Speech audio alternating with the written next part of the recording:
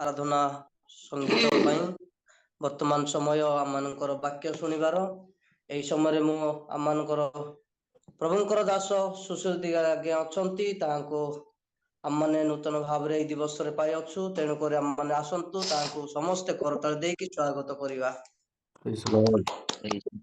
Praise Lord आज्ञा आपनकर समय वर्तमान आम सहित प्रभुंकर वाक्य हालेलुया हालेलुया समस्त को क्लियर सुबा जाउची शुभुचे thank you.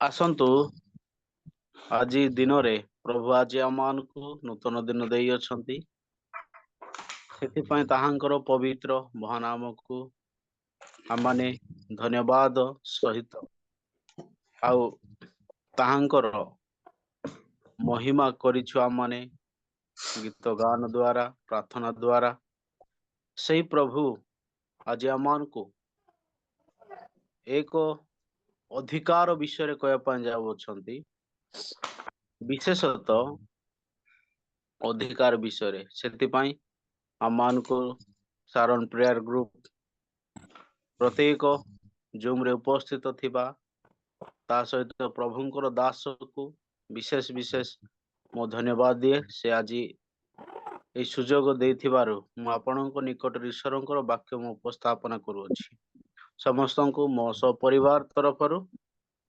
Praise the Lord समस्त को अधिकार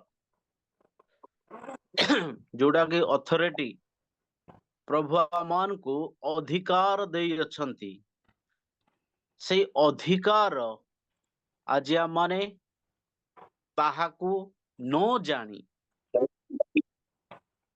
से अधिकार को आमाने न जानी आमाने लक्ष्य भ्रष्ट हो अच्छु मोर प्रिय माने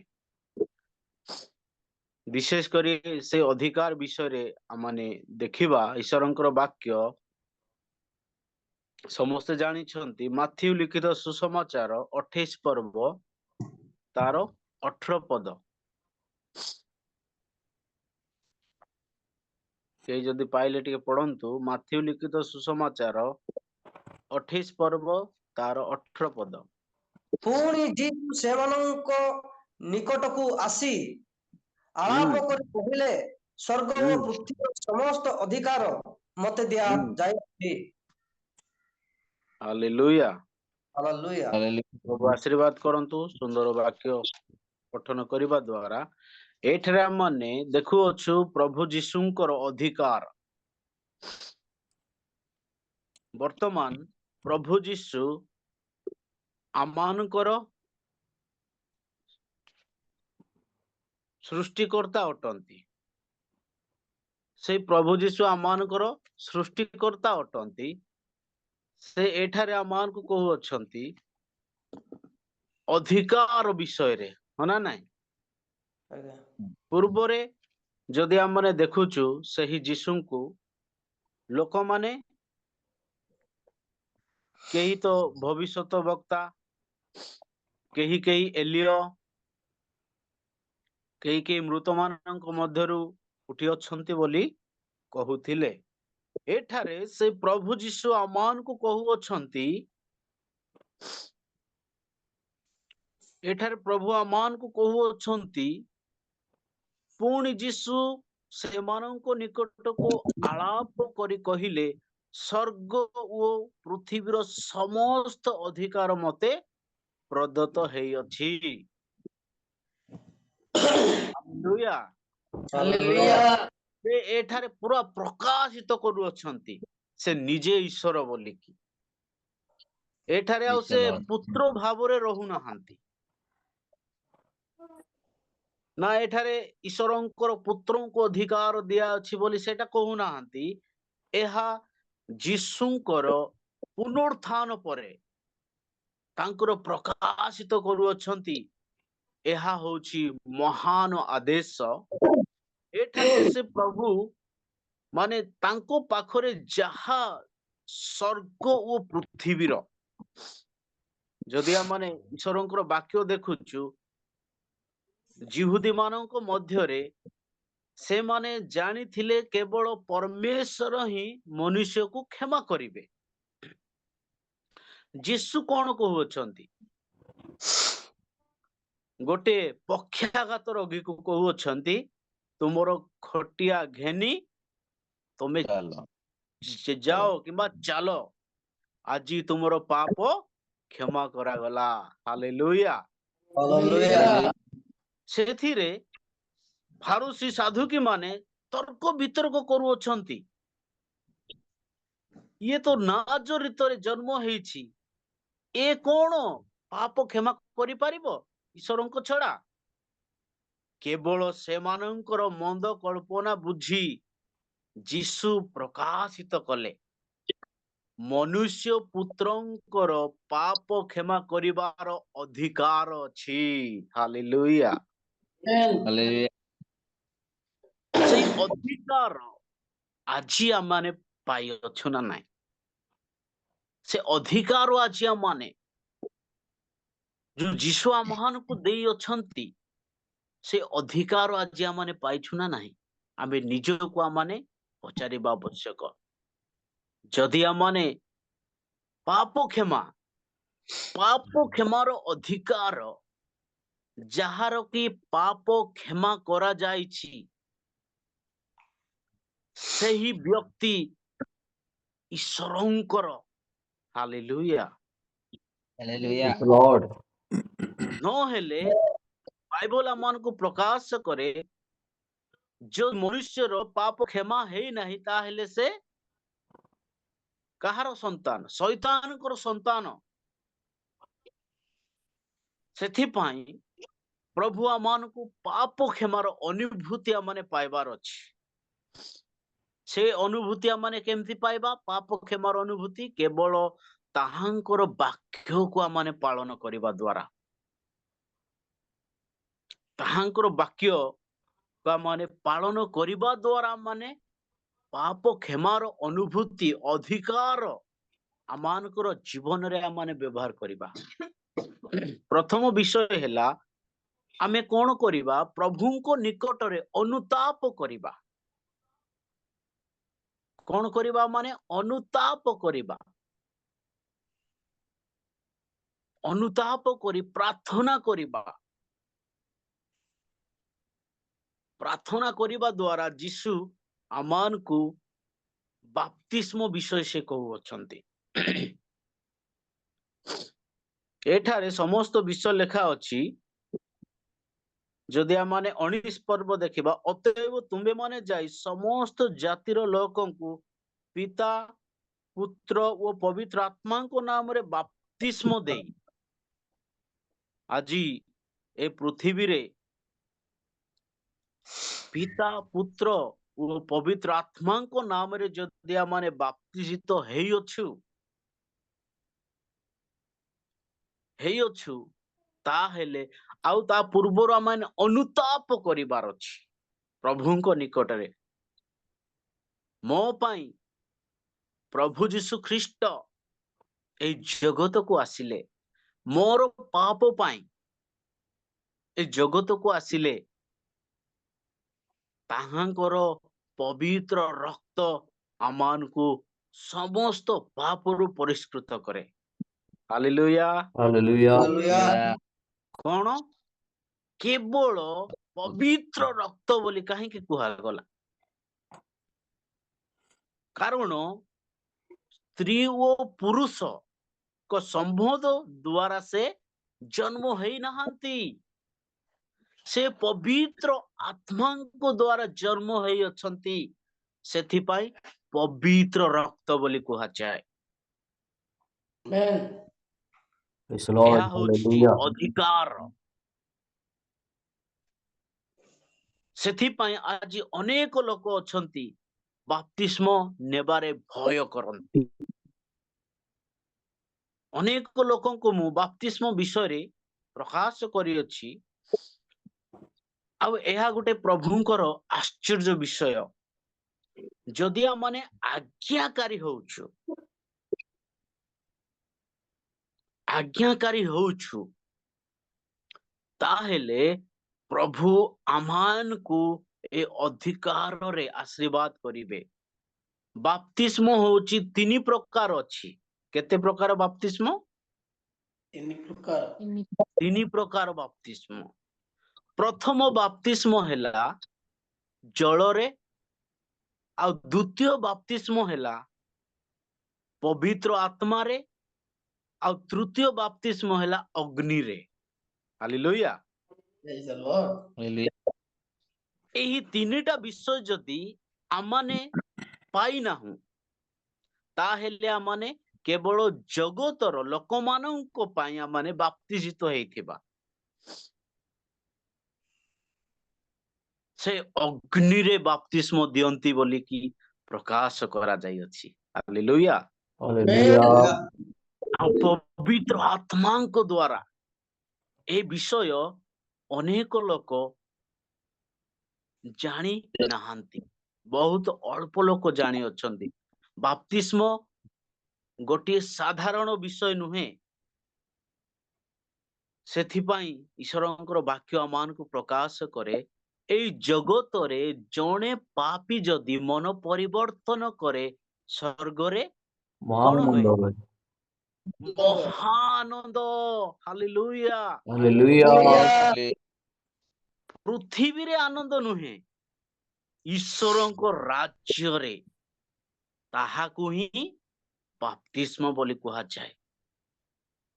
ଆଜିକା ସମୟରେ ଲୋକମାନେ ବାପ୍ତିସ୍ମ କେମିତି ନିଅନ୍ତି?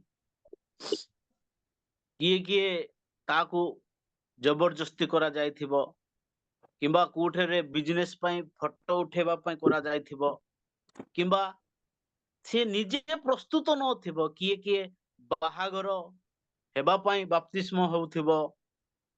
ସେହି ବାପ୍ତିସ୍ମ ନୁହେଁ। ଯଦି ଆମମାନେ ଦେଖିବା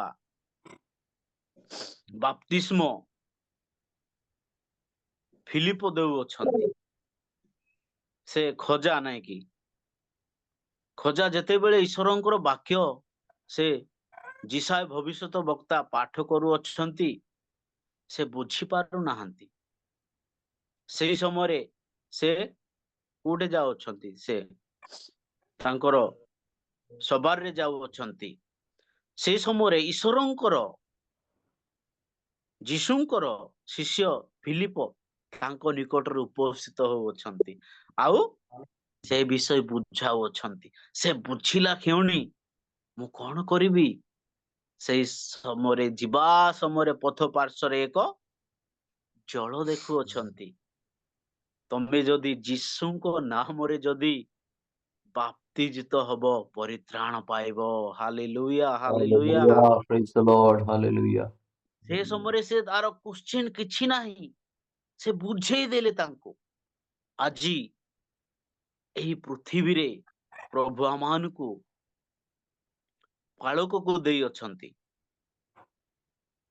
ପାଳକକୁ ଆଜି ଆମମାନଙ୍କୁ ପୃଥିବୀରେ ଦେଇଅଛନ୍ତି। ମଣ୍ଡଳୀରେ ପାଳକ, ଶିକ୍ଷକ, ଭାବବାଦୀ, ପ୍ରଚାରକ, ଆଉ ଭବିଷ୍ୟତ ବକ୍ତା 6 ଜଣକୁ ମଣ୍ଡଳୀରେ ପ୍ରଭୁ ଆଜି ସ୍ଥାପନ କରିଅଛନ୍ତି। ହାଲେଲୁୟା। Hallelujah. Hallelujah. ସେହି ମଣ୍ଡଳୀ ଆତ୍ମିକରେ ବୃଦ୍ଧି ପାଇବ। ସେହି ମଣ୍ଡଳୀକୁ ପ୍ରଭୁ ସ୍ୱର୍ଗକୁ ଉଠେଇବେ ଯେତେବେଳେ ଦ୍ୱିତୀୟ ଆଗମନ ହବ। ସେଥିପାଇଁ ବିଶେଷ କରି ଅଧିକାର ଯୋଉ ଏଠାରେ ଯୀଶୁ ପ୍ରକାଶିତ କଲେ ଆମମାନଙ୍କୁ, ସ୍ୱର୍ଗ ଓ ପୃଥିବୀର ସମସ୍ତ ଅଧିକାର କାହାକୁ ଦିଆଯାଇଅଛି? ପ୍ରଭୁ ଯୀଶୁ ଖ୍ରୀଷ୍ଟଙ୍କୁ ଦିଆଯାଇଅଛି। ପ୍ରଭୁ ଯୀଶୁ ଆମମାନଙ୍କ ପାଇଁ ନିଜ ଜୀବନକୁ ପରିତ୍ୟାଗ କଲେ। ତାଙ୍କ ଜୀବନ ଦ୍ୱାରା ଆମମାନେ କଣ ପାଇଅଛୁ? ଅନନ୍ତ ଜୀବନ ପାଇଅଛୁ।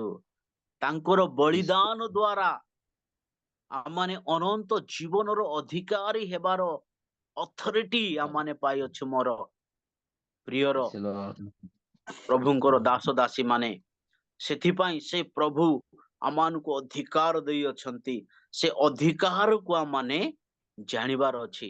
ବାପ୍ତିସ୍ମ କେତେ ପ୍ରକାର କହିଲି ମୁଁ? ତିନି ତିନି ପ୍ରକାର। ପ୍ରକାର। 3 ପ୍ରକାର ବାପ୍ତିସ୍ମ। ପ୍ରାୟ ଲୋକମାନେ ଗୋଟେ ହିଁ ବାପ୍ତିସ୍ମ ଜାଣିଅଛନ୍ତି, ଗୋଟେ ହିଁ ବାପ୍ତିସ୍ମ ଜାଣିଅଛନ୍ତି,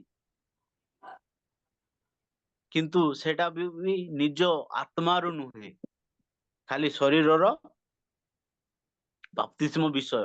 ଆତ୍ମାରେ ଆମମାନଙ୍କର ବାପ୍ତିସିତ ହେବାର ଅଛି। ଆଉ ଈଶ୍ୱରଙ୍କର ବାକ୍ୟରେ ଲେଖା ଅଛି, ମୁଁ ପଦ ପର୍ବ କହୁନି, ଯଦି ତୁମେ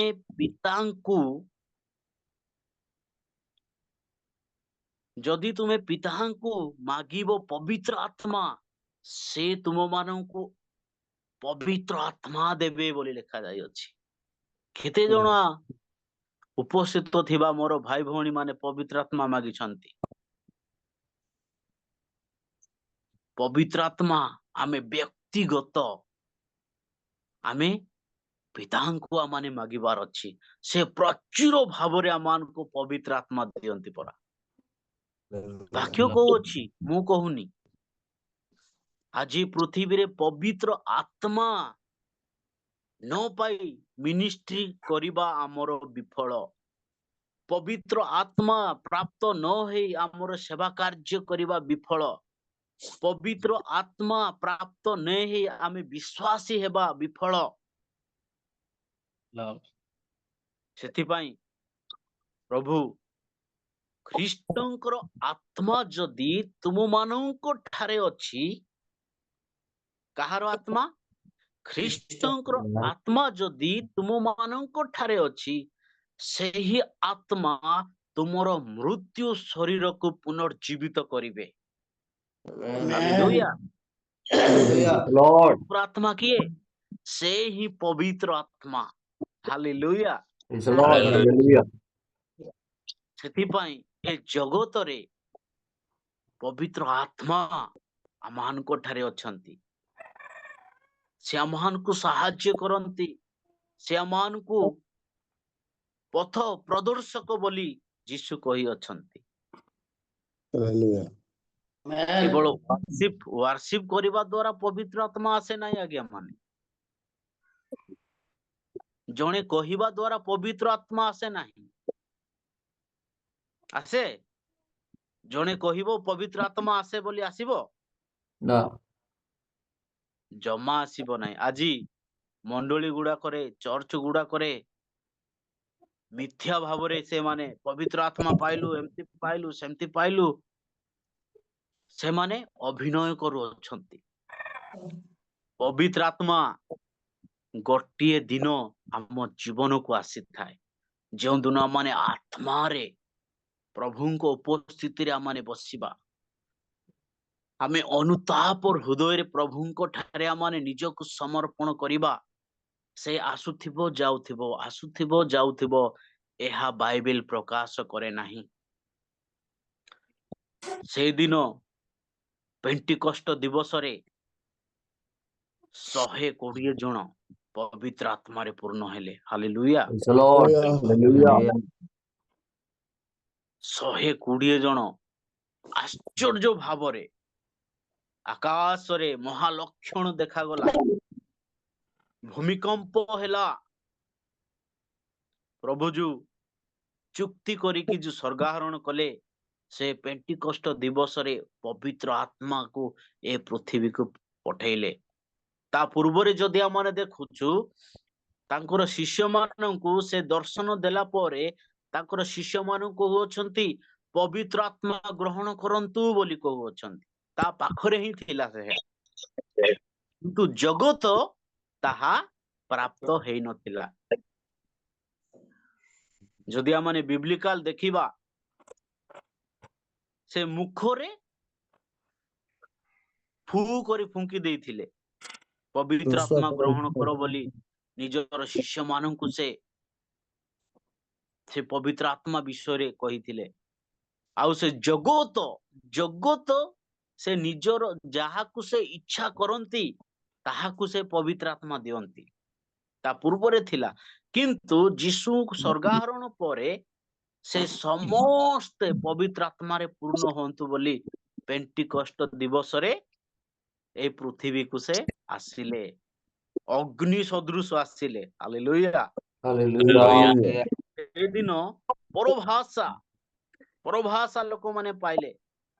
କିଏ ଓଡ଼ିଆ ଭାଷା ପାଇଲା, କିଏ ଇଂଲିଶ ଭାଷା ପାଇଲା, କିଏ ତେଲୁଗୁ ଭାଷା ପାଇଲା। ଭାଷା ଚେଞ୍ଜ ହେଇଗଲା ସେମାନଙ୍କର। Hallelujah. Hallelujah. Praise the Lord. ସେମାନେ ସେଦିନ ପବିତ୍ର ଆତ୍ମାର ଅଭିଷେକ ପାଇଲେ।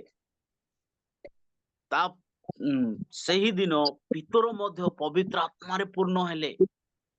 Hallelujah. ସେହି ପବିତ୍ର ଆତ୍ମା ସେ ଆଜି କାନ୍ଧୁ ଅଛନ୍ତି ମୋର ପ୍ରିୟ ମାନେ।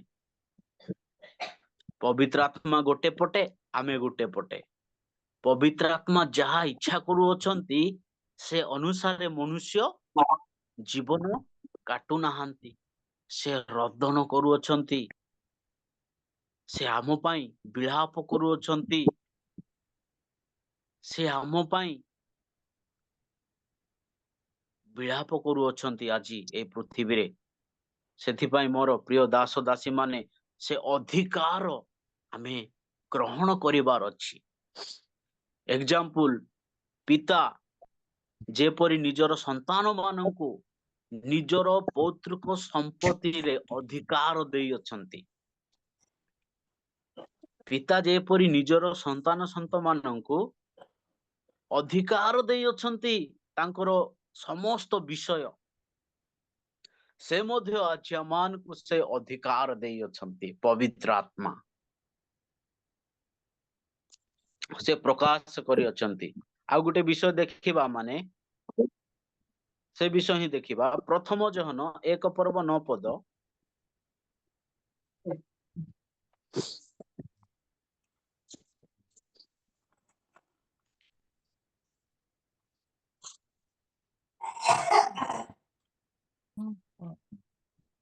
ଯଦି ଆମ୍ଭେମାନେ ଆପଣା ପାପ ସ୍ୱୀକାର କରୁ, ତେବେ ସେ ଆମ୍ଭମାନଙ୍କର ପାପ କ୍ଷମା କରିବାକୁ ଓ ସମସ୍ତ ଅଧର୍ମରୁ ଆମ୍ଭମାନଙ୍କୁ ପରିଷ୍କାର କରିବାକୁ ବିଶ୍ୱସ୍ତ ଓ ନିତ୍ୟବାନ ଅଟନ୍ତି।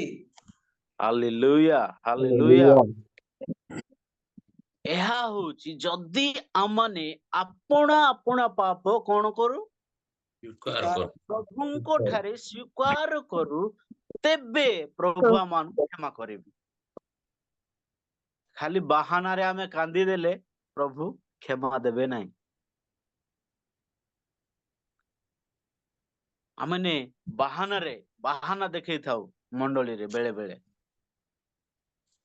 ଆମର ଜୀବନ ଅପବିତ୍ରତାରେ ଜୀବନ କାଟୁଥିବା, ଆଉ ସେମାନେ ବିଷୟ ଗୋଟେ ଜାଣନ୍ତି, ଚର୍ଚ୍ଚକୁ ଗଲେ ପ୍ରଭୁ କ୍ଷମା କରିଦେବେ। ଅଲରେଡି ସେ ଆମମାନଙ୍କୁ କ୍ଷମା କରନ୍ତି। ହାଲେଲୁୟା। Hallelujah. ଚର୍ଚ୍ଚକୁ ଆମମାନେ ଏଥିପାଇଁ ଯାଉ, ଆତ୍ମିକରେ ବୃଦ୍ଧି ହେବା ପାଇଁ। ଆତ୍ମିକ ଆହାର କେବଳ ଚର୍ଚ୍ଚରେ ହିଁ ମିଳେ। ଶାରୀରିକ ଆହାର ସବୁ ଜାଗାରେ ମିଳେ, କେବଳ ଆତ୍ମିକ ଆହାର କୋଉଠି ମିଳେ? ଚର୍ଚ୍ଚରେ ମିଳେ। ସେଇ ଆତ୍ମିକ ଆହାର ଯେତେବେଳେ ଆମମାନେ ପାଇଥାଉ, ଆମେ ଟିକେ ଆମମାନେ ବୃଦ୍ଧି ହେଇଥାଉ। ବାସ୍ତବରେ ଏଠାରେ ପ୍ରଭୁ କହୁଅଛନ୍ତି, ଆପଣା ପାପ ସ୍ୱୀକାର କରୁ, ତେବେ ସେ ଆମ୍ଭମାନଙ୍କର ପାପ କ୍ଷମା କରିବାକୁ ଓ ସମସ୍ତ ଅଧର୍ମରୁ ଆମମାନଙ୍କୁ ପରିଷ୍କାର କରିବାକୁ ବିଶ୍ୱସ୍ତ ଓ ନ୍ୟାୟବାନ ଅଟନ୍ତି। ଏହା ଗୋଟିଏ ଦିନ ଅନୁତାପ ହୃଦୟରେ, ଆତ୍ମାରେ ଆମମାନେ ପ୍ରଭୁଙ୍କ ଠାରେ ପ୍ରାର୍ଥନା କରିବାର ଅଛି, ସ୍ୱୀକାର କରିବାର ଅଛି। ସେଦିନ ଜଣେ ପାପୀ ଜଗତରେ ମନ ପରିବର୍ତ୍ତନ ଯଦି କରୁଛି, ସ୍ୱର୍ଗରେ ମହାଆନନ୍ଦ ହଉଛି। Lord. ଏଇଟା ପ୍ରଭୁ ଆମମାନଙ୍କ Yes, Lord. ଜୀବନରେ ଚାହାନ୍ତି। ଆଉ ମହା ଆନନ୍ଦ ହେଲା ପରେ କଣ ହଉଛି ଜାଣିଛନ୍ତି? ଈଶ୍ୱରଙ୍କର ଜୀବନ ପୁସ୍ତକରେ ତାହାଙ୍କର ନାମକୁ ଲିପିବଦ୍ଧ କରାଯାଉଅଛି। Hallelujah, hallelujah. ଯେତେବେଳେ ଆମମାନେ ଆମମାନଙ୍କର ହୃଦୟ ସହିତ ଈଶ୍ୱରଙ୍କ ନିକଟରେ ଯଦି ଆମମାନେ ପାପ ପ୍ରତି ଆମେ ଅନୁତାପ କରିବାର ଅଛି। ଅନୁତାପ କହିଲେ କଣ?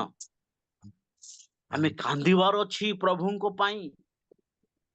ଆମେ ସମସ୍ତେ ପାପୀ, ଜଣେ ମଧ୍ୟ ଧାର୍ମିକ ନାହିଁ। ପ୍ରଭୁଙ୍କ ପାଇଁ ଆମମାନେ ରୋଦନ କରିବାର ଅଛି। ଆମମାନଙ୍କର ଅଶ୍ରୁ ଝଳ ପ୍ରଭୁ ଦେଖନ୍ତି।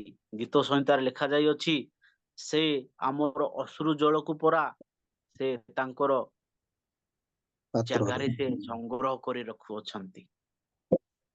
ମୋର ଦାସ ମୋ ପାଇଁ କେତେ କାନ୍ଦୁଛି ବୋଲିକି। ହାଲେଲୁୟା। ଆମେ ପ୍ରଭୁଙ୍କ ପାଇଁ ଆମମାନେ କାନ୍ଦିବାର ଅଛି।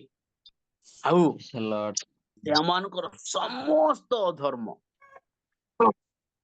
ଯଦି ଆମମାନେ ଚୋରି କରିଛୁ, ମଣିଷ ହତ୍ୟା କରିଛୁ, ବ୍ୟଭିଚାରୀ କରିଛୁ, ଯାହା ବି ଆମମାନେ ଏଇ ଜଗତରେ କରିଛୁ, ପ୍ରଭୁଙ୍କ ଠାରେ ହୃଦୟ ସହିତ ଆମମାନେ ଅନୁତାପ କରିବାର ଅଛି। ଯୋଉ ପର୍ଯ୍ୟନ୍ତ ଆମର ଅନୁତାପ ହେଉନାହିଁ, ସେ ପର୍ଯ୍ୟନ୍ତ ଆମେ ପାପ କ୍ଷମା ପାଇନାହିଁ। ହାଲେଲୁୟା। ଆମର ପ୍ରଭୁଙ୍କର ଦାସ ଦାସୀ ମାନେ ଆମେ ଅନୁତାପ କରିବା ପ୍ରଭୁଙ୍କ ପାଇଁ। ତାହେଲେ ପ୍ରଭୁ ଆମମାନଙ୍କୁ ସେଦିନ କଣ ପରିଷ୍କାର ଆମମାନଙ୍କୁ କରୁଅଛନ୍ତି, ଆଉ ବିଶ୍ୱସ୍ତ ନ୍ୟାୟବାନ ଭାବରେ। ଯୋଉ ଆମମାନେ ମାଥ୍ୟୁରେ ଦେଖୁଅଛୁ, ସ୍ୱର୍ଗ ପୃଥିବୀର କେବଳ ଯୀଶୁଙ୍କ ଠାରେ ହିଁ ଅଧିକାର ଅଛି। Praise the Lord. Praise the Lord, praise the Lord, Lord. hallelujah. Authority ତାଙ୍କ ପାଖରେ ଅଛି। ସେ ଆମମାନଙ୍କୁ କହୁଅଛନ୍ତି, ସେ ଅଧିକାର ନେଇ ଆମମାନେ ଯେତେବେଳେ ପ୍ରଭୁଙ୍କ ନିକଟ ଆମେ ଜାଣିବାର ଅଛି ମୋର ଅଧିକାର କଣ। ସେଥିପାଇଁ ଲୋକମାନେ ଅଧିକାର ଜାଣି ନାହାନ୍ତି। ଜଣେ ପ୍ରଭୁଙ୍କର ଦାସ, ପ୍ରଭୁ ତାକୁ ଅଲରେଡି ରୋଗ ସୁସ୍ଥ କରିବାର ଅଧିକାର ଦେଇଅଛନ୍ତି, ସେ ତାହା ଜାଣିନାହିଁ। ହାଲେଲୁୟା। Hallelujah.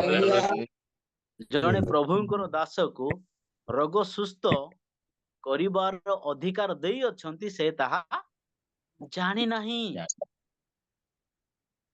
ଏମିତି ସେ ଯାଉଛି, ପ୍ରାର୍ଥନା କରୁଛି, ପ୍ରଚାର କରୁଛି ଲୋକମାନଙ୍କୁ, କିନ୍ତୁ ସେ କେବେ ବି ସାହସ କରୁନାହିଁ ଜଣେ ରୋଗକୁ ସେ ସୁସ୍ଥ କରିବି ବୋଲିକି।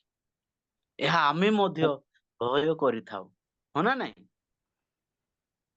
ସେ ଜାଣିନାହିଁ ଅଧିକାର ପାଇଛି ବୋଲିକି। ସେ ସମୟରେ କଣ ହଉଛି, ତାର ନିଜର ମା କୁ ହାର୍ଟ ଚକ୍ ଆସୁଛି। କଣ ଆସୁଛି?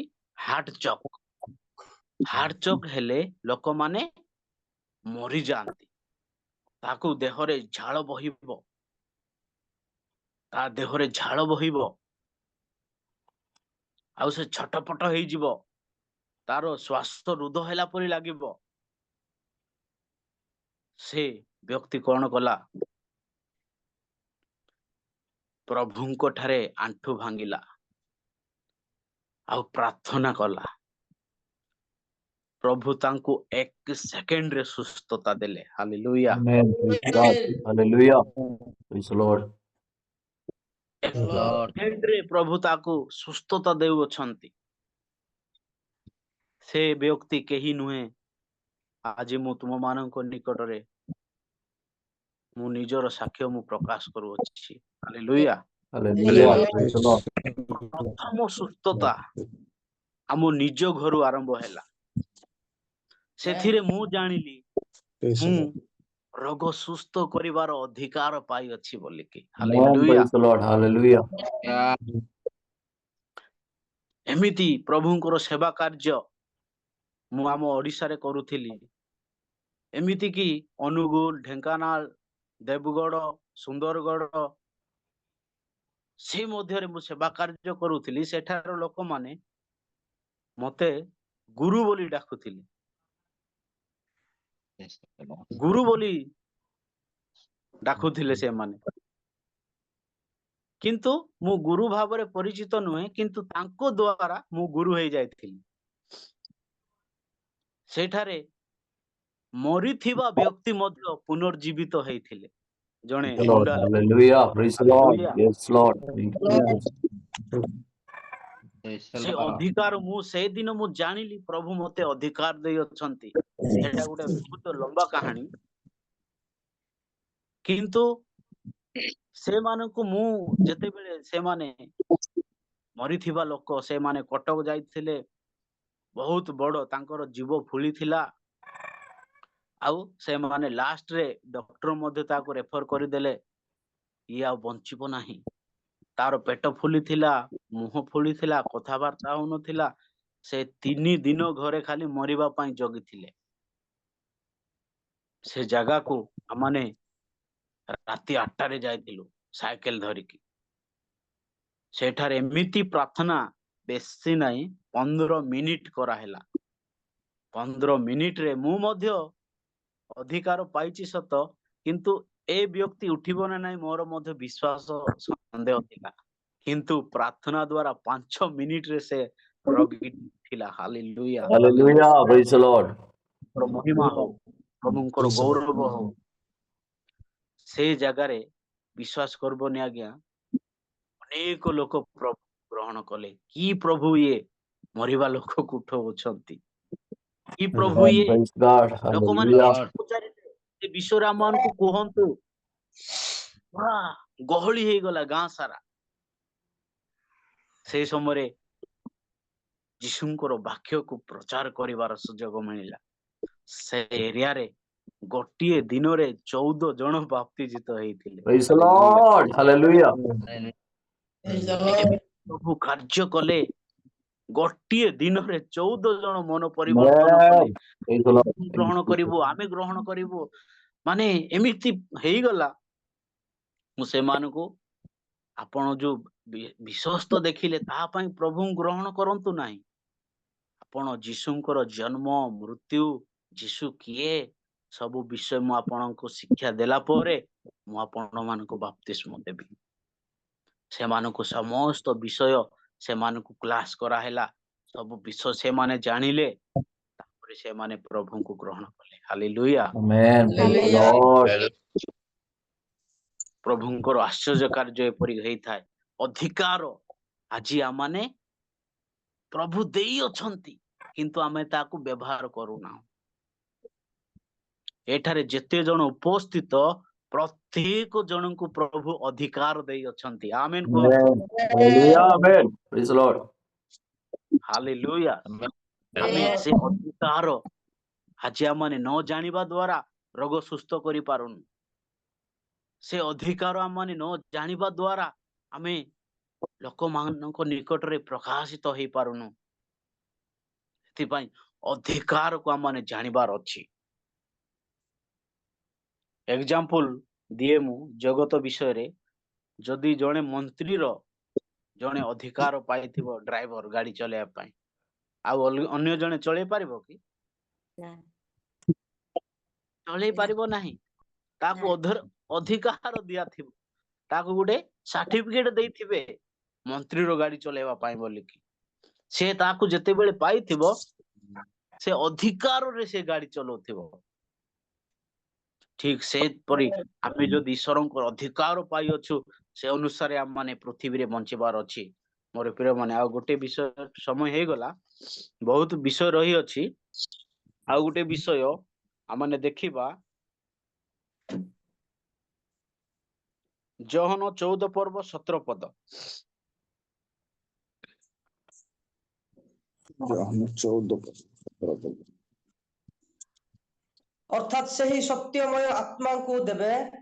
ଜଗତ ତାହାକୁ ଗ୍ରହଣ କରିପାରେ ନାହିଁ, କାରଣ ଜଗତ ତାହାକୁ ଦେଖେ ନାହିଁ କିମ୍ବା ଜାଣେ ନାହିଁ। ତୁମ୍ଭେମାନେ ତାହାକୁ ଜାଣ, କାରଣ ସେ ତୁମ୍ଭମାନଙ୍କ ସାଙ୍ଗରେ ଥାନ୍ତି, ପୁଣି ସେ ତୁମ୍ଭମାନଙ୍କ ଅନ୍ତରରେ ରହିବେ। Amen. Praise the Lord. Hallelujah.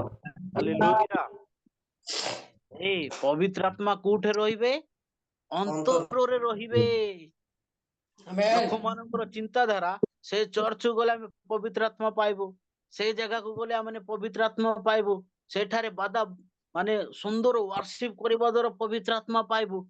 ଏପରି ଭ୍ରାନ୍ତରେ ଲୋକମାନେ ଅଛନ୍ତି, ହଁ ନା ନାଇଁ? ଭ୍ରାନ୍ତରେ ଲୋକମାନେ ଅଛନ୍ତି, ଇଆଡେ ସିଆଡେ ତିତର ବିତର ହଉଅଛନ୍ତି। ଆପଣ ଯୋଉଠାରେ ଅଛ ସେଠାରେ ରୁହନ୍ତୁ, ବିଶ୍ୱସ୍ତ ଭାବରେ ରୁହନ୍ତୁ। ପ୍ରଭୁ Praise the Lord. ଆପେ ଆପଣ ମାନଙ୍କୁ ପବିତ୍ର ଆତ୍ମା ଦେବେ। Amen. Praise God. ପବିତ୍ର ଆତ୍ମା କେବଳ ଥରେ ଦିଅନ୍ତି ଆଜ୍ଞା ମାନେ। ପରିତ୍ରାଣ ଆମେ ଥରେ ପାଇବା, ପାପ କ୍ଷମା ଆମେ ଥରେ ପାଇବା, କେବଳ ଥରେ ଆମେ ପାଇବା। ସ୍ୱର୍ଗ ରାଜ୍ୟରେ ମଧ୍ୟ ଥରେ ହିଁ ପ୍ରବେଶ କରିପାରିବା। Hallelujah. Praise the Lord. Hallelujah. ଆମେ ଦିନ ଯିବା ଆସିବା ସେମିତି କେବେ ହୁଏ ନାହିଁ। ପ୍ରଭୁଙ୍କର ଗୋଟେ ଆଶ୍ଚର୍ଯ୍ୟ ବିଷୟ, ସେ ଯାହାକୁ ଦିଅନ୍ତି ତାହା କେବେ ସେ ନିଅନ୍ତି ନାହିଁ। ହାଲେଲୁୟା। Hallelujah. କିନ୍ତୁ ଆମର ଅବାଧ୍ୟତା ହେତୁ, ଆମେ ପାପରେ ବୁଡ଼ିଯିବା ହେତୁ ତାହା ଆମଠାରେ କାର୍ଯ୍ୟକାରୀ Very nice. ହେଇପାରେ ନାହିଁ। ସେଟା ପ୍ରଭୁ ଥରେ ମାତ୍ର, ଆମେ ପରା ଜନ୍ମ ହେବା ପୂର୍ବରୁ ପ୍ରଭୁ ଗର୍ଭରେ ଆମମାନଙ୍କୁ ତିଆରି କରୁଅଛନ୍ତି। Hallelujah. Hallelujah. Praise the Lord. ଏହା ହଉଛି ପ୍ରକାଶନ। ଆମେ ଏ ପୃଥିବୀକୁ ଆସିବା ପୂର୍ବରୁ ମାତାଙ୍କ ଗର୍ଭରୁ ଗଢିବା ସମୟରେ ହିଁ ପ୍ରଭୁ ଆମମାନଙ୍କୁ ସବୁ ବିଷୟ ଆମମାନଙ୍କୁ ଦିଅନ୍ତି। Praise the Lord. ଏଇଟା ହଉଛି ଆଶ୍ଚର୍ଯ୍ୟ ବିଷୟ। ଆମେ ଏଠାରେ ଦେଖୁଛୁ,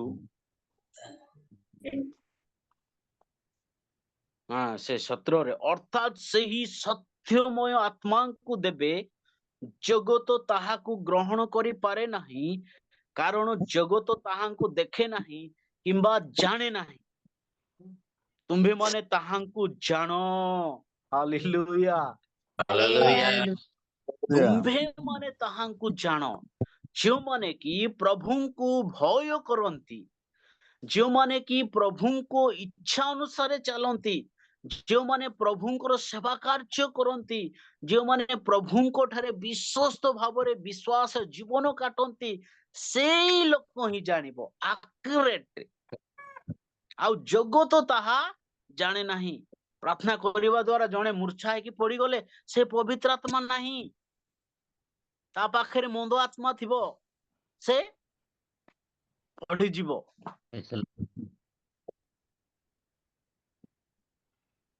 ଏହା ହଉଛି ବାସ୍ତବ। ସେ ହିଁ ପବିତ୍ର ଆତ୍ମା, ସେ ହିଁ ଜାଣିବ। ଆଉ ତୁମେ ମାନେ ତାହାଙ୍କୁ ଜାଣ, କାରଣ ସେ ତୁମମାନଙ୍କ ସାଙ୍ଗରେ ଥାନ୍ତି, ପୁଣି ସେ ତୁମମାନଙ୍କ ଅନ୍ତରରେ ରହିବେ। ଆମେ ଖାଇବା, ପିଇବା, କାର୍ଯ୍ୟ କରିବା, ଯିବା ଆସିବା, ଟ୍ରାଭେଲ, ସବୁ ବିଷୟରେ ସେ ଆମମାନଙ୍କର ସହିତରେ ସେ ରହିବେ। Amen. ସେ ହଉଛି ସତ୍ୟମୟ ଆତ୍ମା। ସେ ଅଧିକାର ପ୍ରଭୁ ଆମମାନଙ୍କୁ ଦେଇ ଅଛନ୍ତି already। ସେ ଅଧିକାର ଆଜି ଯଦି ଆମେ ଦେଖିବା, କେତେ ଜଣ ନାକୁ ସେମାନେ ଅନ୍ କରିଛନ୍ତି, ନେଟ ନାମକୁ ଅନ୍ କରିଛନ୍ତି, ସେ ଶୁଣୁଛନ୍ତି ନା ଶୁଣୁନାହାନ୍ତି, ସେମାନେ ଏଇ ଅନୁଗ୍ରହ ଆଉ ପାଇବେ ନାହିଁ। ଯେତେ ଜଣ ଉପସ୍ଥିତ ଅଛନ୍ତି ସେମାନେ ହିଁ ବ୍ଲେସ ପାଇବେ। ହାଲେଲୁୟା। Hallelujah. ସେଥିପାଇଁ ରିକ୍ୱେଷ୍ଟ କରୁଛି, ଯଦି ଜୁମ ରେ ଦେବା ପାଇଁ ସମୟ ନାହିଁ, ଅନ୍ ହିଁ କରନ୍ତୁ ନାହିଁ। ବେକାର ଅଫ୍ କରିକି ବସିବା ଦ୍ୱାରା ଲାଭ କଣ? ଆମେ ତ ବ୍ୟସ୍ତତା ଜୀବନରେ ରହିଲୁ, ଆଶୀର୍ବାଦ କୁଆଡେ ଆସିବ? ସେଦିନ ମାର୍ଥା ଓ ମରିୟମ କିଏ ଅନୁଗ୍ରହ ପାଇଲା?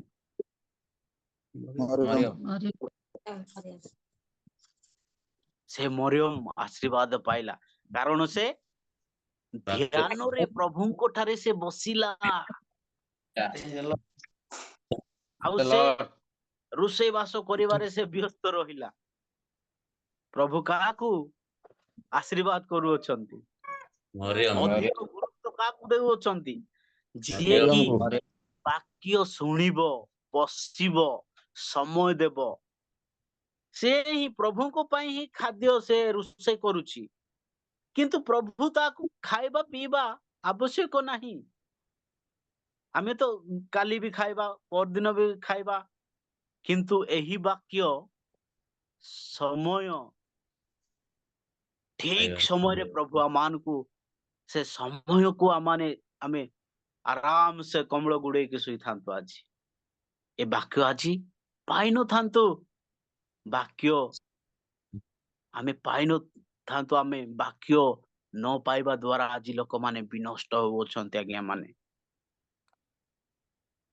ସେଥିପାଇଁ ମୋର ପ୍ରିୟ ଦାସ ଦାସୀ ସମସ୍ତେ ସେଦିନ ଯେପରି ମାର୍ଥା ଓ ମରିୟମ, ହଁ ନା ନାଇଁ, ସେ ଦି ଜଣଙ୍କ ମଧ୍ୟରୁ ଜଣକୁ ପ୍ରଭୁ ମନୋନୀତ କରୁଅଛନ୍ତି। ଆଉ ବିଷୟ, ଯେତେବେଳେ ଯୀଶୁଙ୍କୁ ତାର ଡାହାଣ ପାର୍ଶ୍ୱରେ ବାମ ପାର୍ଶ୍ୱରେ ପାପୀ ମାନଙ୍କୁ ଟଙ୍ଗା ଦେଲା, ସେଇଦିନ ପ୍ରଭୁ କାହାକୁ ଇମ୍ପୋର୍ଟାଣ୍ଟ ଦେଲେ? ଯିଏ ପ୍ରଭୁଙ୍କୁ ଭୟ କଲା, ଯିଏ ପ୍ରଭୁଙ୍କୁ ସେଇଦିନ ହିଁ ବିଶ୍ୱାସ କଲା। ସେ ଜଣେ ଚୋର ଥିଲା, ଡକାୟତ ଥିଲା, ତାଙ୍କୁ ଆମେ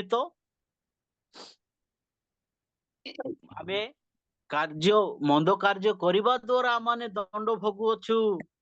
ସେ ତ କିଛି କରିନାହାନ୍ତି, ଅକାରଣରେ ଆଜି ସେ ଦଣ୍ଡ ଭୋଗୁଛନ୍ତି। ଗୋଟିଏ ବିଷୟ ସେ ବିଶ୍ୱାସ କଲା। ସେଦିନ ସତ ସେନାପତି ମଧ୍ୟ ବିଶ୍ୱାସ, ଏ ଜଣେ ଜୀବିତ ଈଶ୍ୱରଙ୍କର ପୁତ୍ର। Hallelujah. Hallelujah. Praise the Lord. ଜଗତକୁ ପ୍ରକାଶ କଲା ସେ। ଠିକ ସେପରି ଆଜି ମଧ୍ୟ ଆମମାନଙ୍କର ଜୀବନରେ ଆମେ ଦେଖୁଅଛୁ, ଆମେ ଅଧିକାର ନ ଜାଣି, ଅଧିକାର ଯୋଉ ପ୍ରଭୁ ଆମମାନଙ୍କୁ ଦେଇ ଅଛନ୍ତି, ତାକୁ ଆମେ ସଜେଇବାର ଅଛି ନିଜର ହୃଦୟରେ।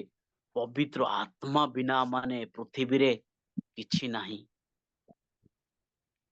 ସେଥିପାଇଁ ଆମେ ପବିତ୍ର ଆତ୍ମାକୁ ଆମେ ନିଜ ହୃଦୟରେ ଆମେ ସ୍ଥାନ ଦେବା। ଈଶ୍ୱରଙ୍କର ବାକ୍ୟକୁ ଆମେ ନିଜ ପାଖରେ ଆମେ ସମୟ ଦେବା। ଈଶ୍ୱରଙ୍କର ବାକ୍ୟକୁ ଆମେ ଭୟ କରିବା। ଏପରି କରିବା ଦ୍ୱାରା ଅଧିକାର ଆମେ ଜାଣିବାର ଅଛି। ମୁଁ ମଧ୍ୟ ସେ ଅଧିକାର ନ ଜାଣି ମୁଁ ମଧ୍ୟ ପୃଥିବୀରେ ଭ୍ରମଣ କରୁଥିଲି। ସେ ଗୋଟେ ଦିନ ଅଧିକାର ମୁଁ ଜାଣିଲି, ପ୍ରଭୁ ମତେ ଯୋଉ ଅଧିକାର ଦେଇଅଛନ୍ତି। ହାଲେଲୁୟା। ଏପରି ଆପଣ ସମସ୍ତଙ୍କୁ ପ୍ରଭୁ ଟ୍ୟାଲେଣ୍ଟ ଦେଇଅଛନ୍ତି, ଅଧିକାର ଦେଇଅଛନ୍ତି। Amen. କିଏ ପ୍ରଚାର କରିବାର ଅଧିକାର, କିଏ ବାକ୍ୟକୁ ତାକୁ ଶିକ୍ଷା ଦେବାର ଅଧିକାର, ଆଉ କିଏ ଭାବବାଣୀ କହିବାର ଅଧିକାର, କାହାକୁ ରୋଗ ସୁସ୍ଥ କରିବାର ଅଧିକାର, କାହାକୁ ସୁସମାଚାର ପ୍ରଚାର କରିବାର ଅଧିକାର।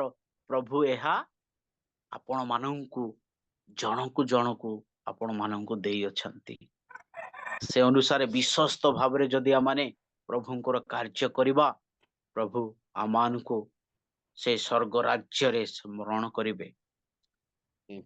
ସେଥିପାଇଁ ଆମେ ପ୍ରଭୁଙ୍କ ଠାରେ ବିଶ୍ୱସ୍ତ ଭାବରେ ଆମେ ଯେତେବେଳେ ରହୁଛୁ, ପ୍ରଭୁ ଆମମାନଙ୍କୁ ବିଶ୍ୱସ୍ତ ନମ୍ରତାକୁ ଦେଖନ୍ତି। Hallelujah. Hallelujah. Praise the Lord.